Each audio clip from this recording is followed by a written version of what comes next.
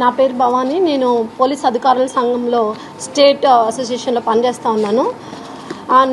నిన్నటి దినం సత్యసాయి జిల్లాలో గౌరవ మాజీ ముఖ్యమంత్రి వైఎస్ జగన్మోహన్ రెడ్డి గారు పోలీసుల గురించి మాట్లాడుతూ పోలీసులు అందరి బట్టలు ఊడదీస్తాను అనడం, పోలీస్ శాఖలో మహిళా ఉద్యోగులు కూడా పనిచేస్తున్నారనే విషయం మాజీ ముఖ్యమంత్రి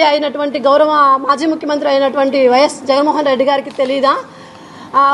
ఒక కానిస్టేబుల్ నుంచి ఆఫీసర్ స్థాయి వరకు మేము సుమారుగా మహిళా పోలీసులం 5,000 మంది పోలీస్ శాఖలో పనిచేస్తూ ఉన్నాము.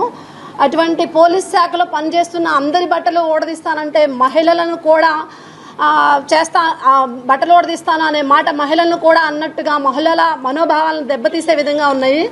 కాబట్టి మాజీ ముఖ్యమంత్రిగా పనిచేసినటువంటి మీరే ఈ విధంగా మాట్లాడితే పబ్లిక్లో మిగతా అందరూ ఏమనుకుంటారు అనేది ఒకసారి ఆలోచించాలి.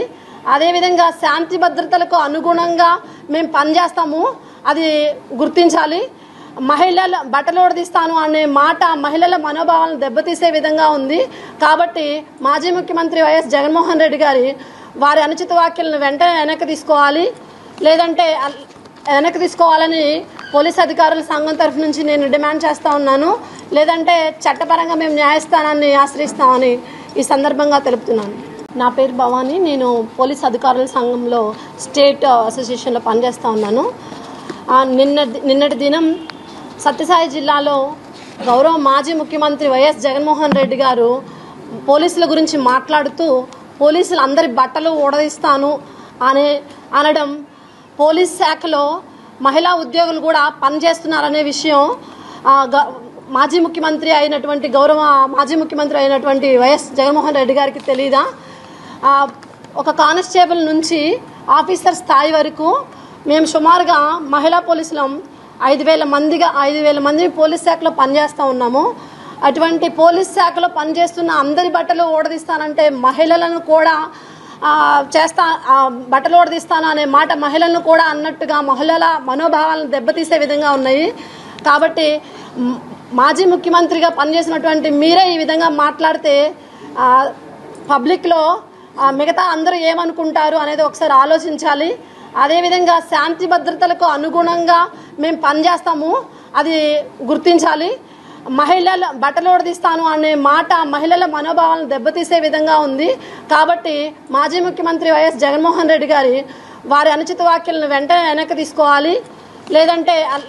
వెనక్కి తీసుకోవాలని పోలీస్ అధికారుల సంఘం తరఫు నుంచి నేను డిమాండ్ చేస్తూ ఉన్నాను. లేదంటే చట్టపరంగా మేము న్యాయస్థానాన్ని ఆశ్రయిస్తామని ఈ సందర్భంగా తెలుపుతున్నాను. నా పేరు భవాని. నేను పోలీస్ అధికారుల సంఘంలో స్టేట్ అసోసియేషన్లో పనిచేస్తూ ఉన్నాను.